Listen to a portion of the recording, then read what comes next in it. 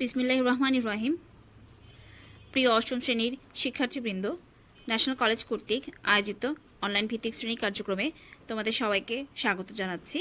ধন্যবাদ জানাচ্ছি ন্যাশনাল কলেজের মাননীয় অধ্যক্ষ জনাব মোহাম্মদ শহীদুল আলম স্যারকে, কারণ তার উদ্যোগে আজকে আমরা এই অনলাইন ভিত্তিক শ্রেণী কার্যক্রম পরিচালনা করতে পারছি। তো শিক্ষার্থীরা, আশা করছি তোমরা যে যেখানে আছো ভালো আছো, নিরাপদে আছো এবং সরকারের দেওয়া স্বাস্থ্যবিধি মেনে চলছো। শিক্ষার্থীরা, আজকে তোমাদের সাথে বাংলাদেশ ও বিশ্ব পরিচয়ের সপ্তম অধ্যায় নিয়ে হাজির হয়েছি। আমাদের সপ্তম অধ্যায়ের শিরোনাম হচ্ছে বাংলাদেশের রাষ্ট্র ও সরকার ব্যবস্থা। আজকে তোমাদের সাথে সপ্তম অধ্যায়ের পাঠ 1, 2 ও 3 নিয়ে আলোচনা করা হবে। এই শ্রেণী কার্যক্রম শেষে শিক্ষার্থীরা যে সকল বিষয় জানতে পারবে তা হচ্ছে রাষ্ট্র সম্পর্কে জানতে পারবে, দ্বিতীয়ত বিভিন্ন প্রকার সরকার ব্যবস্থা সম্পর্কে জানতে পারবে, তৃতীয়ত বাংলাদেশের সরকার ব্যবস্থা সম্পর্কে জানতে পারবে এবং চতুর্থত বা সর্বশেষ বাংলাদেশের সংবিধানের মূলনীতি সম্পর্কে জানতে পারবে। শিক্ষার্থীরা, তোমাদের সুবিধার জন্য এই সপ্তম অধ্যায়ের পাঠ 1, 2 ও 3 থেকে কিছু গুরুত্বপূর্ণ জ্ঞানমূলক ও অনুধাবনমূলক প্রশ্ন এই ক্লাসের শেষে সংযুক্ত করে দেওয়া হবে। তাহলে চলো শুরু করি আজকে আমাদের এই অনলাইন ভিত্তিক শ্রেণী কার্যক্রম। শুরুতেই শুরু করতে চাচ্ছি রাষ্ট্র দিয়ে। রাষ্ট্র কি? এটি একটি খুবই গুরুত্বপূর্ণ এবং খুব মোস্ট কমন একটি প্রশ্ন। রাষ্ট্র হচ্ছে একটি রাজনৈতিক প্রতিষ্ঠান। যে কোনো ভূখণ্ডকে রাষ্ট্র হিসেবে পরিগণিত হতে হলে অবশ্যই 4টি উপাদান থাকতে হবে। প্রথমত হচ্ছে নির্দিষ্ট ভূখণ্ড, জনসমষ্টি, একটি সুসংগঠিত সরকার ব্যবস্থা এবং সার্বভৌমত্ব। তাহলে সরকার হচ্ছে রাষ্ট্র গঠনে একটি গুরুত্বপূর্ণ উপাদান। প্রত্যেকটি স্বাধীন রাষ্ট্রেরই একটি নিজস্ব সরকার ব্যবস্থা আছে এবং বিভিন্ন দেশের সরকার ব্যবস্থা বিভিন্ন রকম হয়। বাংলাদেশ 1971 সালে একটি রক্তক্ষয়ী সংগ্রামের মধ্য দিয়ে স্বাধীনতা অর্জন করে এবং স্বাধীন রাষ্ট্র হিসেবে আত্মপ্রকাশ করে এবং তার ঠিক পরবর্তী 1 বছরের মধ্যেই বাংলাদেশ তার নিজের জন্য বা বাংলাদেশ দেশের জন্য একটি সংবিধান প্রণয়ন করে। সরকার কি? সরকারি শ্রেণীবিভাগে যাওয়ার আগে আমাদেরকে জানতে হবে সরকার কি। সরকার হচ্ছে রাষ্ট্রের সর্বোচ্চ সংস্থা ও কর্তৃপক্ষ যা রাষ্ট্রের সমস্ত কার্যাবলী পরিচালনা করে। আমরা জানি মানব দেহ পরিচালিত হয় বা মানব দেহে মস্তিষ্ক হচ্ছে সবচেয়ে গুরুত্বপূর্ণ একটি অংশ। মস্তিষ্ক ছাড়া মানব দেহ পরিচালিত হতে পারে না। সরকার হচ্ছে রাষ্ট্রের মস্তিষ্ক স্বরূপ। সরকার ছাড়া রাষ্ট্র তার কার্যাবলী পরিচালনা করতে পারে না। তোমরা জানো যে প্রত্যেকটি গাড়ির মূল চালিকা শক্তি হচ্ছে তার ইঞ্জিন। ঠিক তেমনি সরকার হচ্ছে রাষ্ট্রের মূল চালিকা শক্তি বা ইঞ্জিনের মতো। সরকার ছাড়া রাষ্ট্র কখনোই পরিচালিত হতে পারে না। রাষ্ট্রের হয়ে রাষ্ট্রের যাবতীয় কার্যাবলী পরিচালনা করে সরকার। তো আমি এর আগেও যেহেতু বলেছি, বিভিন্ন দেশে বিভিন্ন রকম সরকার ব্যবস্থা বিদ্যমান। যুগে যুগে সরকার ব্যবস্থা বিভিন্ন রকম হয়ে আসছে। বর্তমানকালে সরকার ব্যবস্থাটাকে বিভিন্ন শ্রেণীতে বিভক্ত করা হয়। সরকারকে প্রধানত 2 ভাগে ভাগ করা যায়। প্রথমত হচ্ছে গণতন্ত্র এবং গণতন্ত্রের বিপরীত ব্যবস্থা হচ্ছে একনায়কতন্ত্র। গণতন্ত্র হচ্ছে যেখানে রাষ্ট্রের সার্বভৌম ক্ষমতা জনগণের হাতে ন্যস্ত থাকে এবং জনগণই সকল ক্ষমতার উৎস। অর্থাৎ গণতন্ত্র হচ্ছে এমন একটি শাসন ব্যবস্থা যেখানে শাসন সংক্রান্ত সকল ক্ষমতা জনগণের হাতে ন্যস্ত থাকে। জনগণ তাদের পছন্দের রাজনৈতিক দল বা ব্যক্তিকে ভোট দিয়ে প্রতিনিধি হিসেবে নির্বাচন করে এবং এভাবে শাসন কার্যে অংশগ্রহণ করে। বর্তমানকালে পৃথিবীর বেশিরভাগ দেশেই একটি জনপ্রিয় শাসন ব্যবস্থা হচ্ছে গণতন্ত্র। আর গণতন্ত্রের ঠিক বিপরীত হচ্ছে একনায়কতন্ত্র। একনায়কতন্ত্র হচ্ছে যখন রাষ্ট্রের যাবতীয় ক্ষমতা একজন ব্যক্তি বা একটি মাত্র রাজনৈতিক দলের হাতে ন্যস্ত থাকে, তাকে বলি হচ্ছে আমরা একনায়কতন্ত্র। একনায়কতন্ত্রে এক নায়ক বা এক দলের ইচ্ছা অনিচ্ছা দ্বারা রাষ্ট্র পরিচালিত হয়।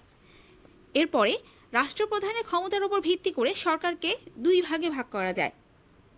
প্রথমত হচ্ছে রাজতান্ত্রিক সরকার, দ্বিতীয়ত হচ্ছে প্রজাতান্ত্রিক সরকার। রাজতান্ত্রিক সরকার হচ্ছে এমন একটি সরকার ব্যবস্থা যেখানে রাজা বা রানীর হাতে রাষ্ট্রের সমস্ত ক্ষমতা অর্পিত থাকে, বা রাজা বা রানী হচ্ছেন রাষ্ট্রের সর্বোচ্চ ক্ষমতার অধিকারী, এবং এই রাজা ও রানী উত্তরাধিকার সূত্রে এই ক্ষমতা লাভ করেন। পৃথিবীর কয়েকটি দেশে এই ধরনের রাজনৈতিক ব্যবস্থা দেখা যায়, যেমন সৌদি আরব। বর্তমানকালে রাজনৈতিক সরকারের থেকে নিয়মতান্ত্রিক রাজনৈতিক সরকারটা বেশি প্রচলিত, সেখানে রাজা বা রানীকে নিয়মতান্ত্রিক প্রধান হিসেবে রাখা হয়, যেমন গ্রেট ব্রিটেন। এরপর আছে প্রজাতান্ত্রিক সরকার, যে সরকার ব্যবস্থায় রাষ্ট্রপ্রধান জনগণের ভোটে নির্বাচিত হয় তাকে বলি হচ্ছে আমরা প্রজাতান্ত্রিক সরকার। আমি আবার বলছি, যে সরকার ব্যবস্থায় রাষ্ট্রপ্রধান জনগণের ভোটে নির্বাচিত হয় তাকে বলি হচ্ছে আমরা প্রজাতান্ত্রিক সরকার। এই ধরনের সরকার ব্যবস্থায় জনগণকে রাষ্ট্রের মালিক বলে মনে করা হয়। এরপরে রাষ্ট্রীয় ক্ষমতা বন্টন নীতির ওপর ভিত্তি করে গণতান্ত্রিক সরকারকে আবার দুই ভাগে ভাগ করা যায়, এককেন্দ্রিক সরকার এবং দ্বিতীয়ত হচ্ছে যুক্তরাষ্ট্রীয় সরকার।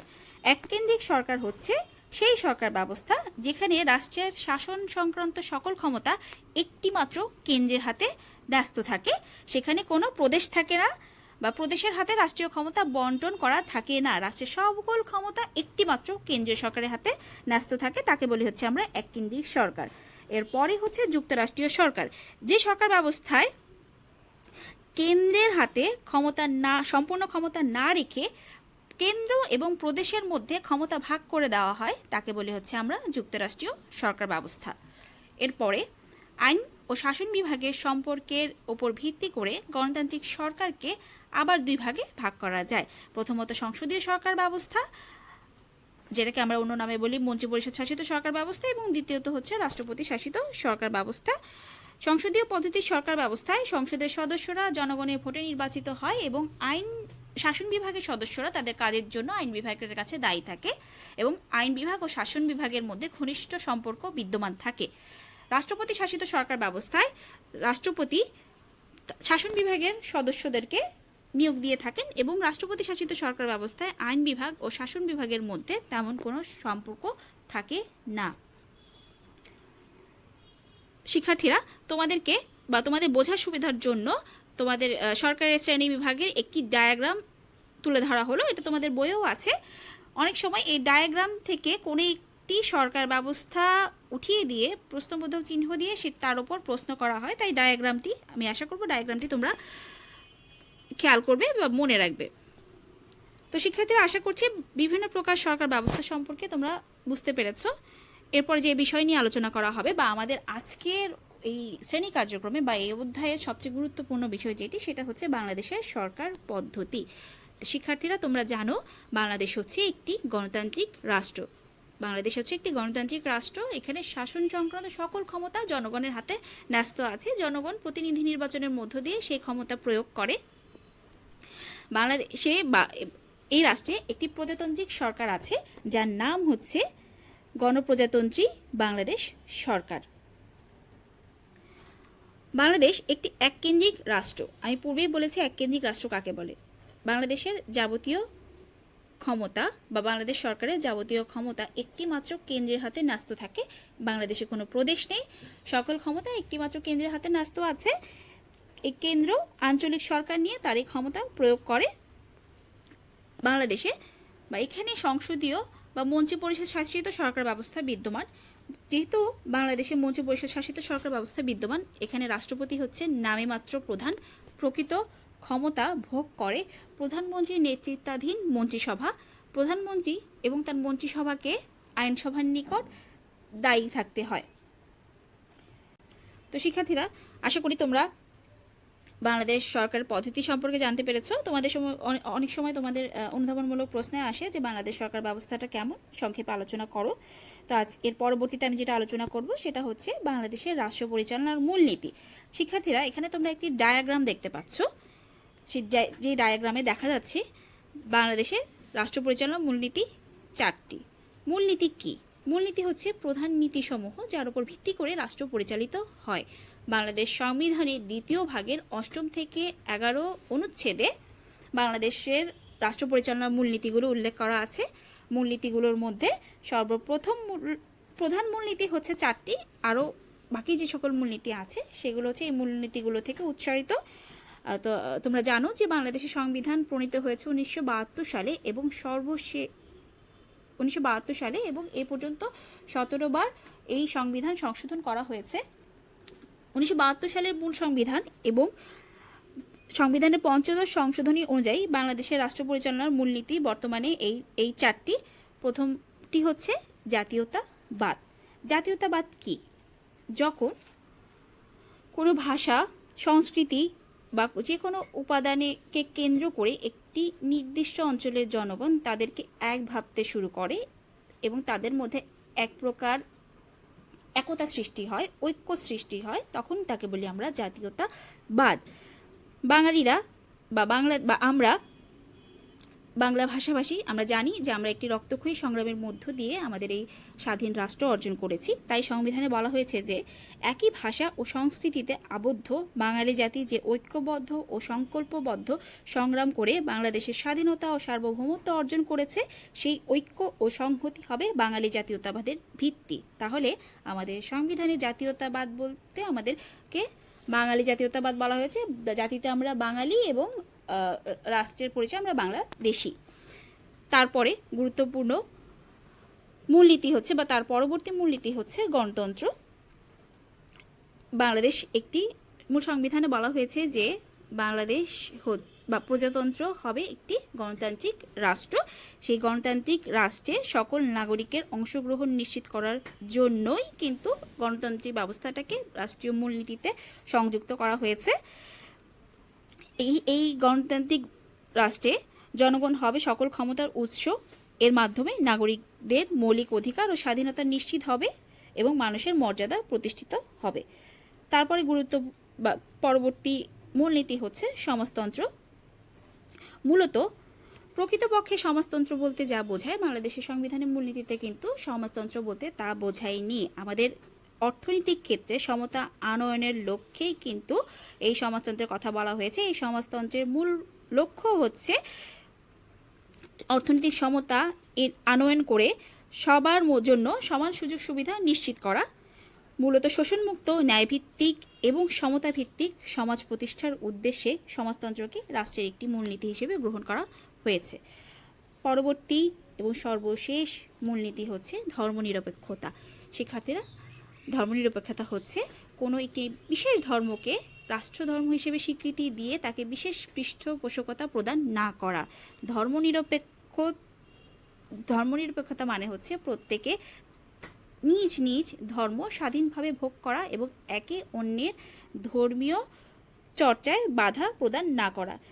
যেহেতু বাংলাদেশ একটি ধর্মনিরপেক্ষ রাষ্ট্র, তাই এই রাষ্ট্রের প্রতিটি মানুষ স্বাধীনভাবে নিজ নিজ ধর্ম পালন করবে এবং নিজ ধর্ম পালন করতে গিয়ে সে কোনো বাধার শিকার হবে না। তো শিক্ষার্থীরা, এই হচ্ছে বাংলাদেশ সংবিধানের প্রধান চারটি মূলনীতি। অন্যান্য মূলনীতিগুলো হচ্ছে এই মূলনীতিগুলো থেকে গৃহীত এবং প্রতিটি নাগরিকের উচিত এই মূলনীতিগুলো মেনে চলা, যেহেতু সংবিধান হচ্ছে আমাদের একটি পবিত্র দলিল। তো আজকে এই পার্ট 1, 2 ও 3 শেষে তোমাদের জন্য প্রয়োজনীয় কিছু জ্ঞানমূলক এবং অনুধাবনমূলক প্রশ্ন থাকবে।